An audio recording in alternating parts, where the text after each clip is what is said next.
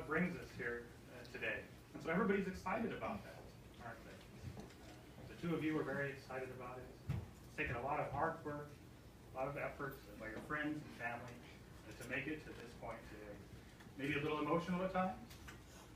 Maybe a little bit? A little stressful? But that's okay. That's how these things go. And so we're happy for you. And you know who else is happy for you is Jehovah God. And so today we're going to talk about a couple of ways, more than just a couple of ways, but many ways the two of you can contribute to making your marriage a lasting one. Not just a lasting one, but one that pleases Jehovah God.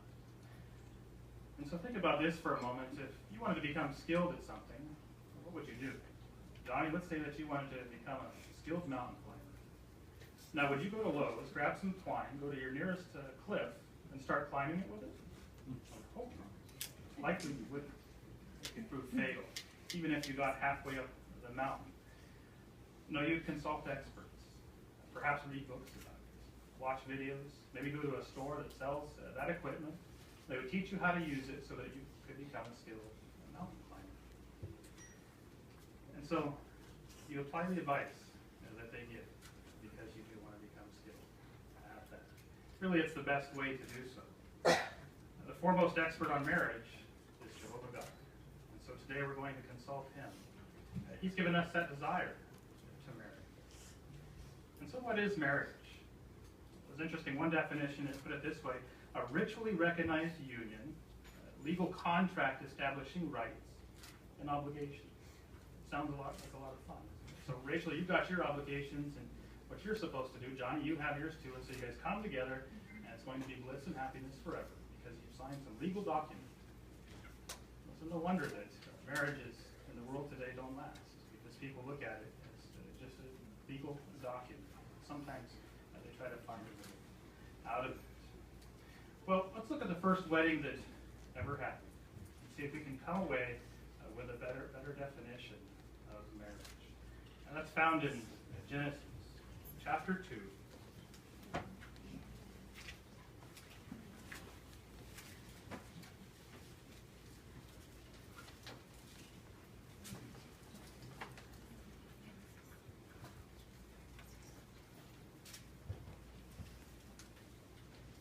Genesis chapter 2, look at verse 22.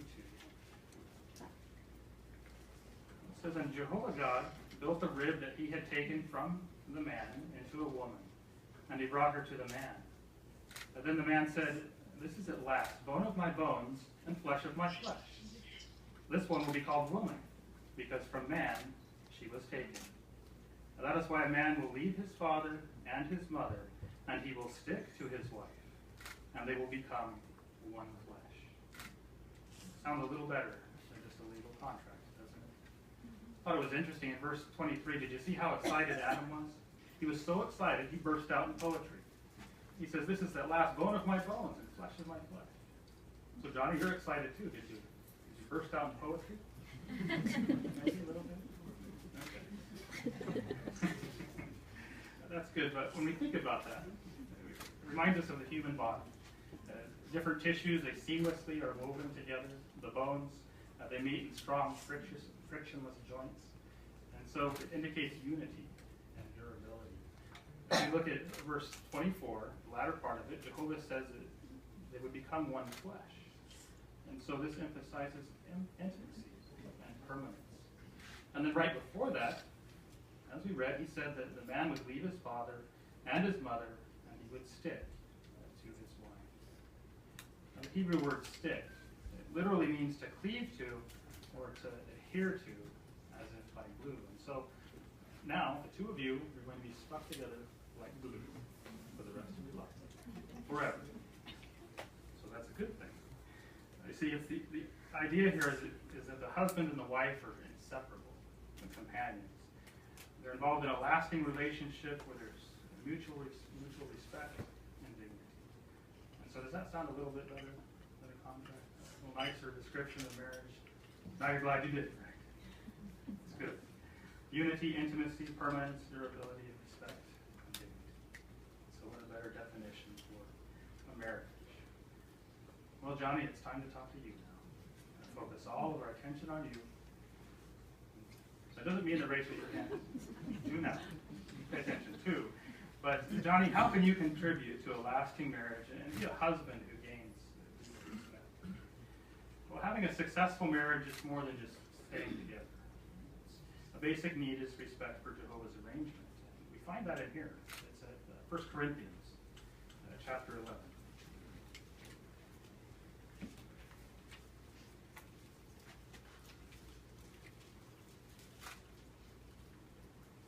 Here in verse 3, it says, "But I want you to know that the head of every man is the Christ. In turn, the head of the woman is the man. In turn, the head of the Christ is God." So in the beginning there, did you notice what it said? The first thing it said is that the man had a head. Now some people may say that this is the woman. And they talk about the whole neck thing, twisting the head, and he does whatever he wants. That's not true. It's not what the Bible says, so we're going to dispense with that and forget that you ever heard that. But what does it say? It says that Christ is the head. And so, Johnny, this means that you're going to exercise headship in a way that reflects the qualities of Jesus.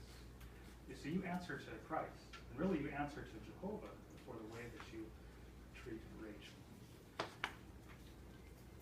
Headship, it means that you're going to be making decisions that are based on the Bible. So when you do make a decision in your family, it's going to be based on sound judgment.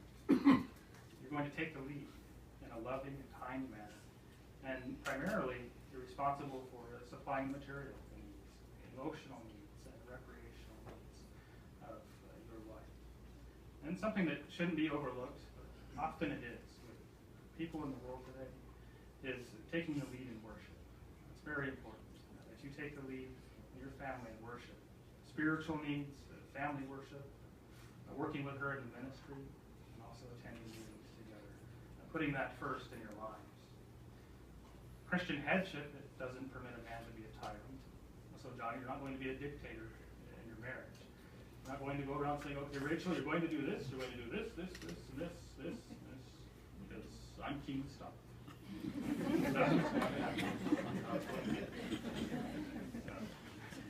That's not Christian headship. We read Genesis chapter 2. Remember it said one flesh? But what does it mean to be one flesh? Talked about it a little bit. But let's emphasize that a little more by turning over to Ephesians chapter 5.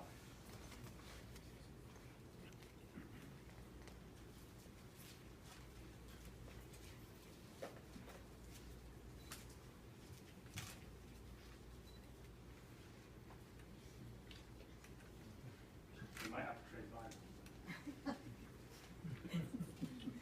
Yours is getting there faster today. Ephesians chapter 5, verse 28. It says, "In the same way husbands should love their wives as their own bodies. The man who loves his wife loves himself." And so what did it say there? It said that you're going to love your wife as your own body. And so in part, being one flesh means that you feel as concerned about the welfare of Rachel as you do yourself. And you've been single since, what, birth? And so now you're going to be married. And things are going to change. It's going to be very different for you. And so now you have to shift your thinking from mine to ours, and from me to we. Really, we could say that you're going to stop being single at heart and start being married at heart. Now look at verse 29. There it says, "For no man ever hated his own body, but he feeds and cherishes it, just as the Christ does the congregation." So, Johnny, when you look at this scripture, how do you think you can imitate Jesus in regard? Well, he felt affection for his disciples. He held them dear. He cherished them, as imperfect as they were. He was very gentle to them. He was very kind to them. And he focused on the good qualities that they had. Now, Rachel, we know she's not perfect, but she has very good qualities. So none of us are perfect. But be gentle, be kind, and cherish her. Focus on those good qualities that she does have. Well, how can you show that you do cherish her then? What are some practical ways in which you think you can do that? When public, introduce her to others. and do so in a dignified manner.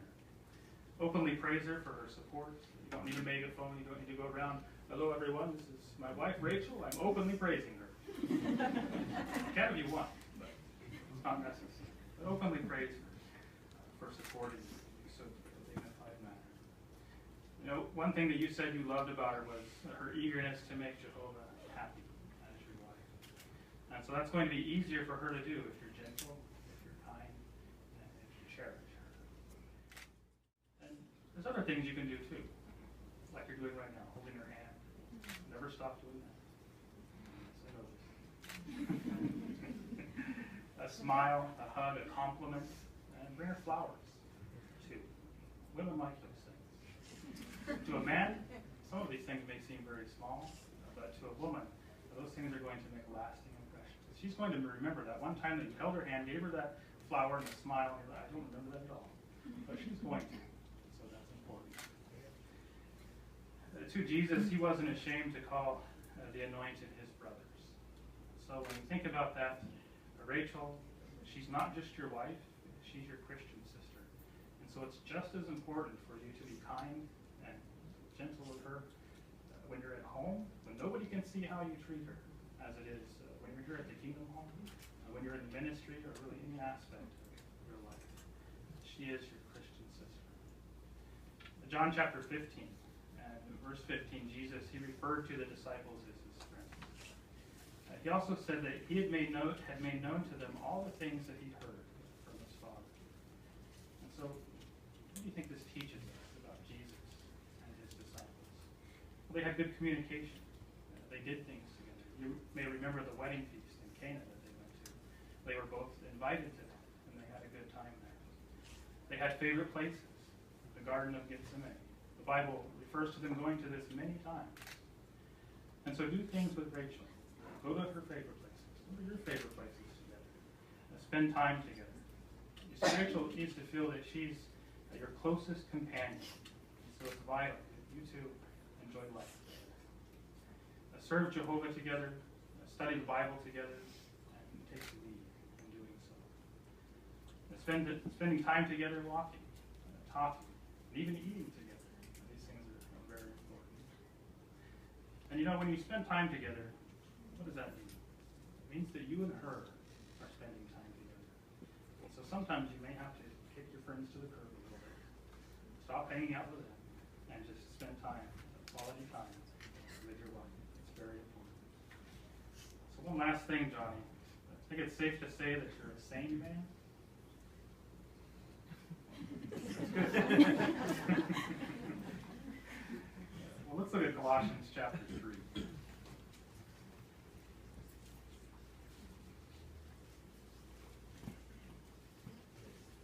Colossians chapter 3 and verse 19.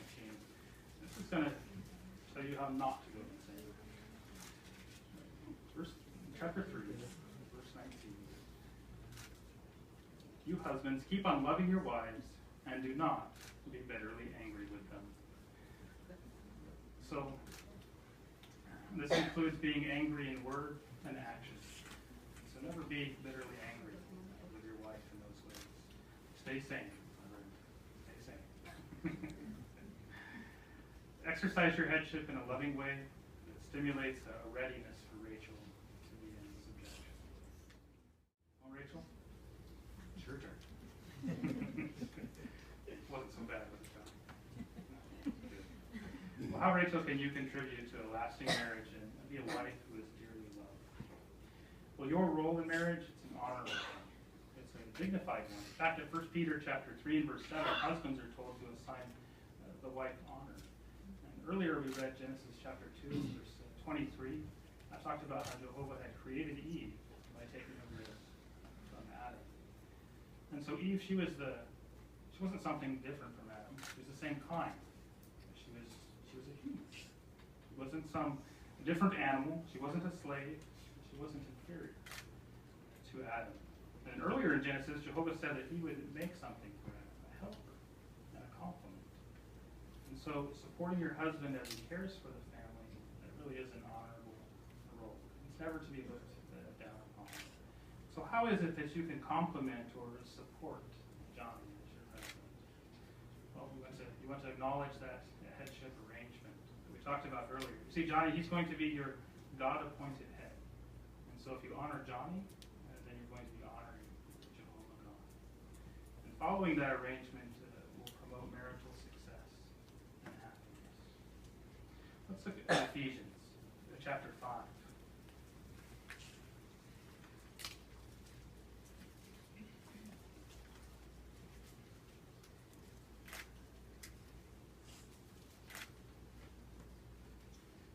Chapter 5, notice what verse 22 through 24 states about your role as a wife. Let wives be in subjection to their husbands as to the Lord, because a husband is the head of his wife just as the Christ is head of the congregation, he being a Savior of this body. In fact, as the congregation is in subjection to the Christ, wives should also be to their husbands in everything.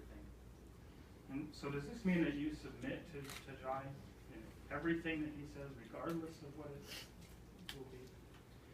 Well, no. The Christian's wife's subjection is relative. So that means that God, rather than man, must be obeyed if submitting to a matter that violates divine law. And so wife's firm stand is tempered with a quiet, mild spirit.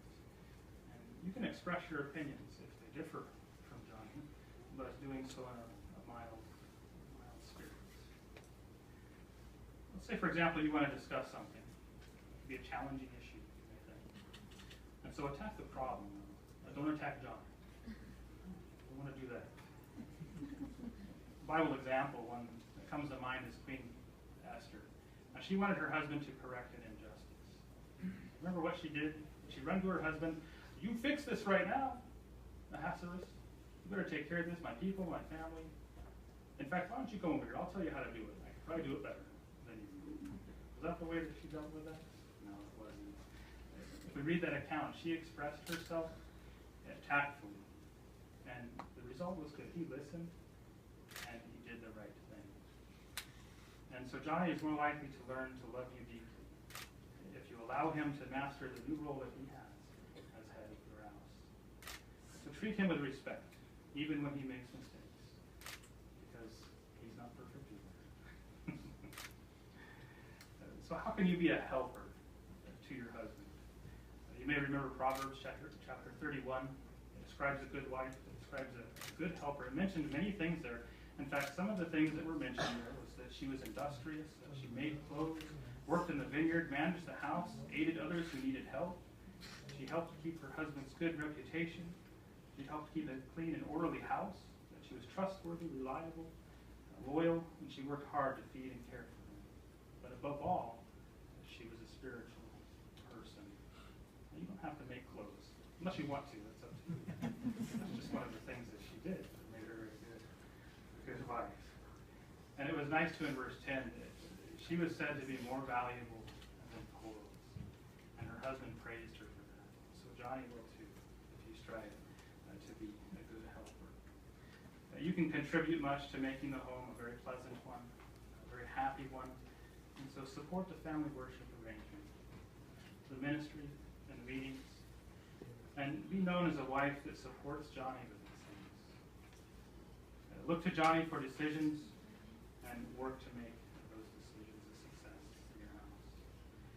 And now you said that you love Johnny because he was kind. You liked the way that he treated you and your family. And so if you follow the headship arrangement, display deep respect for him, you'll make him want to continue to be kind to you and your family. Well, are you guys still excited? All those things you have to do now? It's not too bad. Well, good. Well, these are just some ways that the two of you can make a marriage a lasting one. And it's exciting. It's fun. So continue to consult the Bible. Remember that Jehovah, he's the foremost expert on marriage. Consult him. Look to him for help in your marriage. Look for ways to show love for each other every day. Be more than a married couple. Good friends. And make it a habit to show kindness in little things, tender words, acts of affection, because doing so is going to strengthen your marriage, because love never fails. comes the fun part.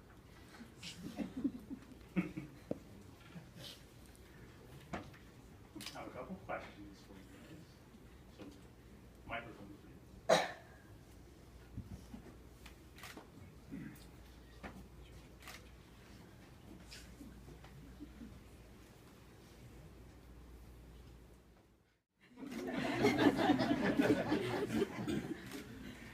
Okay, are you listening? Okay. Do you, Johnny Monroe Stump, in the presence of Jehovah God and these witnesses, take Raquel Garcia to be your wedded wife, to love and to cherish, in accordance with the divine law as outlined in the Holy Scriptures for Christian husbands, for as long as you both may live? I do. And now, church.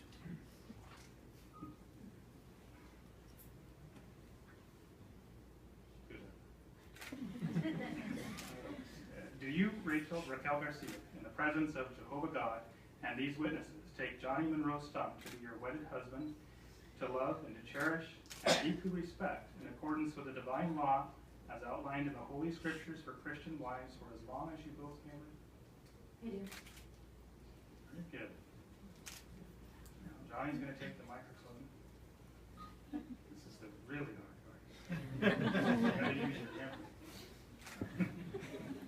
So we'll say it slow. And if you forget, it's okay. Come back. Start over. All right. I, Johnny Monroe Stump, I, Johnny Monroe Stump, take you, Raquel Garcia, take you, Raquel Garcia, to be my wedded wife, to be my wedded wife, to love and to cherish,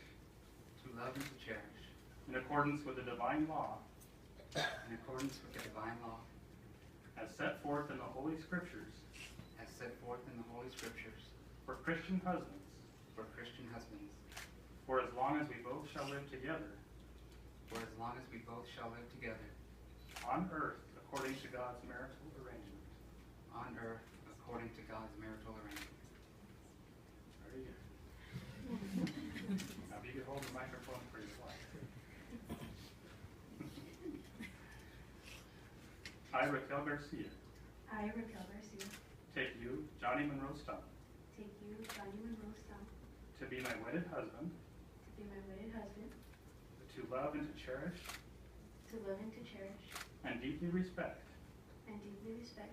in accordance with the divine law, as set forth in the Holy Scriptures for Christian wives. as set forth in Holy Scriptures the Holy Scriptures for Christian wives. for Christian wives, For as long as we both shall live together on earth according to God's marital arrangement. Very good. Okay. It wasn't that bad. Was it? We have some rain.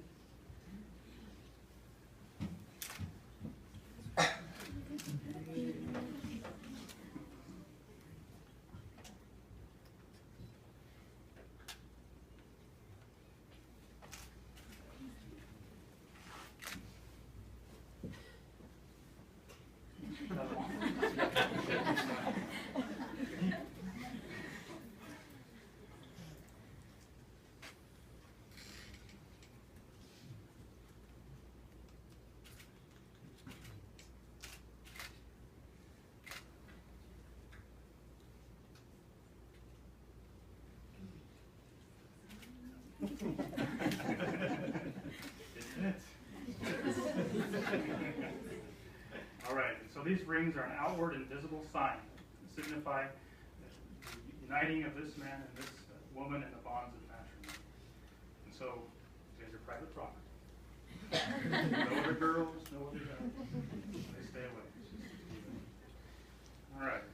Well, for as much as Johnny and Raquel have covenanted before Jehovah God and these witnesses to accept each other in wedlock, I, as an ordained minister, and by the authority conferred upon me by the Holy Scriptures and the state of California, pronounce that they are husband and wife together.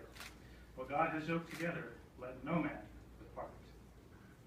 So now it would be appropriate